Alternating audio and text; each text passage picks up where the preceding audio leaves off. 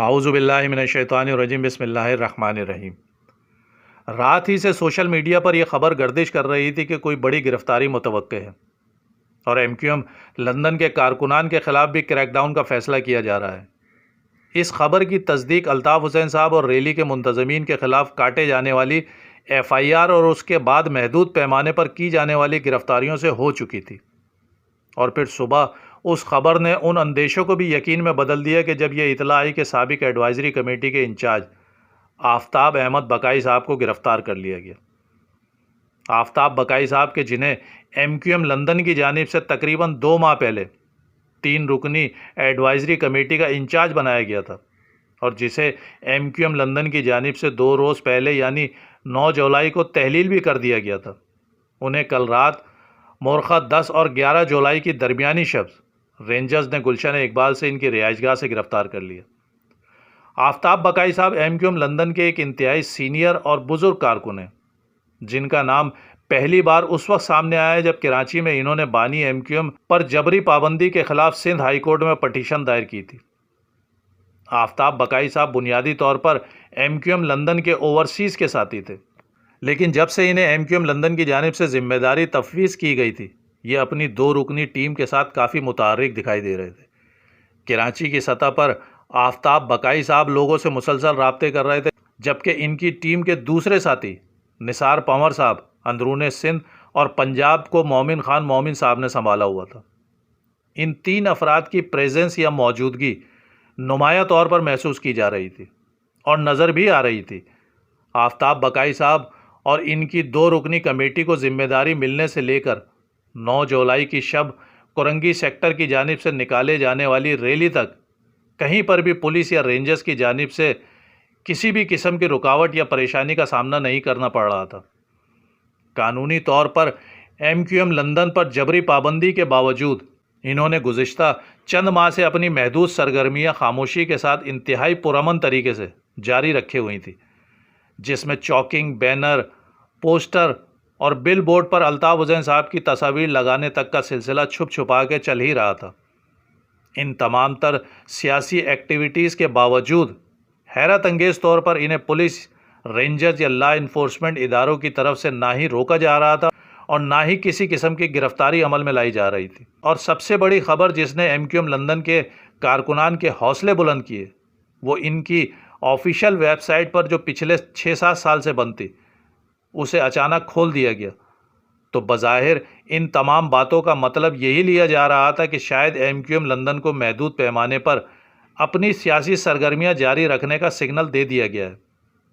اور لوگوں نے یہ خیال کرتے ہوئے کہ الطاف حسین صاحب اور اداروں کے درمیان کوئی بات چیت ہو رہی ہے یا ہو چکی ہے، اسے خوش آئین قرار دیتے ہوئے خود کو اپنے طور پر متحرک بھی کرنا شروع کر دیا تھا۔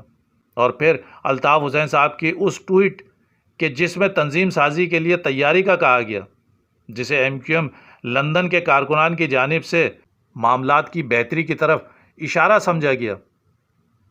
تو یہی وجہ بنی کہ بات چاکنگ، پوسٹر اور بینر سے نکل کر ایک بڑی اور منظم ریلی نکالنے تک پہنچ گئی۔ اور یہ بھی اٹل حقیقت ہے کہ ریلی کے انعقاد سے لے کر ایگزیکیوٹ کرنے تک ان کے منتظمین کو کسی بھی سطح پر کسی نے روکنے یا مزاحمت کرنے کی کوشش نہیں کی۔ حالانکہ ریلی کرنگی نمبر 2 سے کرنگی 2.5 اور مٹکے والی پلیا سے کرنگی کلو چوک تک پہنچی، پھر ڈی سی آفس سے کرنگی کراسنگ پر رک کر زبردست نعرے بازی بھی کی جاتی رہی۔ حالانکہ اس بیچ کرنگی تھانہ اور زمان ٹاؤن تھانہ بھی آیا، لیکن وہاں موجود کسی اہلکار نے روکنے یا منتشر کرنے کی کوشش نہیں کی، اور نہ ہی رینجرز نے کہیں رکاوٹ ڈالی۔ سب کچھ بڑے ہی منظم اور پرامن طریقے سے ہو رہا تھا کہ اچانک سارا منظر نامہ ہی تبدیل ہو گیا۔ اے آر وائی پر چلنے والی ایک خبر کہ جسے فرمائشی طور پر چلوایا گیا اور پھر خواہش پر کارکنان کو اٹھوایا بھی گیا۔ جی ناظرین، اس کا مطلب بڑا واضح اور صاف ہے، کیونکہ اس بات کی اب تقریباً تمام ہی سطح پر کنفرمیشن ہو چکی ہے کہ یہ سارا فرمائشی پروگرام تھا، جسے طاقت کے ذریعے رکوانے کی کوشش کی گئی۔ اس حوالے سے میں اپنے کل کے ویلاگ میں مکمل تفصیل بیان کر چکا تھا کہ کس طرح حکومت سے نکلنے کی دھمکی نے کام کر دکھایا، اور اپنے اندر کے خوف کو باہر نکالا گیا۔ یعنی خوف کا عالم دیکھیے کہ جو لوگ 6-7 سال سے کہتے رہے کہ الطاف حسین صاحب کا چیپٹر کلوز ہو گیا ہے، وہ 200 سے 250 افراد پر مشتمل پرجوش کارکنان کی ریلی سے حواس باختہ ہو گئے۔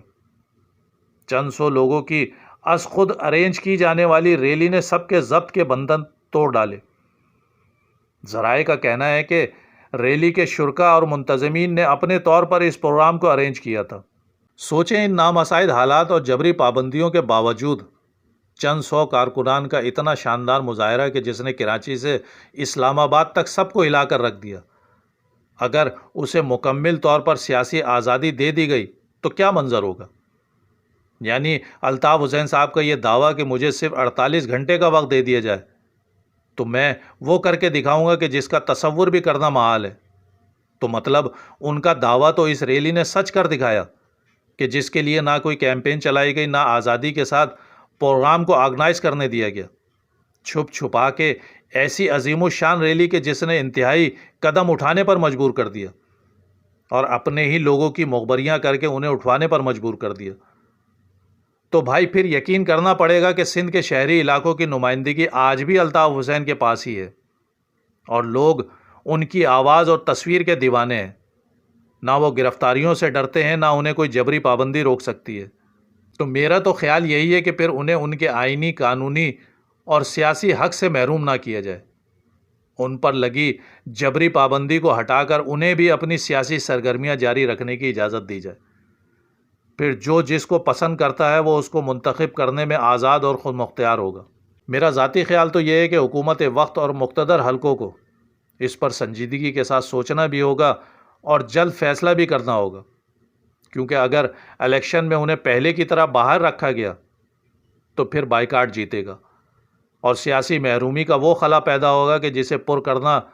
پھر شاید کسی کے بس میں نہ رہے۔ خدارا اس پر ٹھنڈے دل کے ساتھ سوچئے اور غور کیجئے۔ جب فوج اور حساس تنصیبات پر حملے کرنے والے بلوچوں کو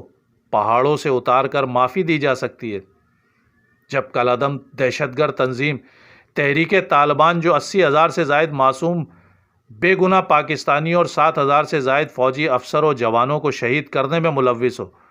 انہیں مین اسٹریم میں لانے اور انہیں آفیسز کھول کر دینے پر غور کیا جا سکتا ہے۔ تحریک انصاف کے ان لوگوں کو جو 9 مئی کو پاکستان پر حملہ آور ہوئے،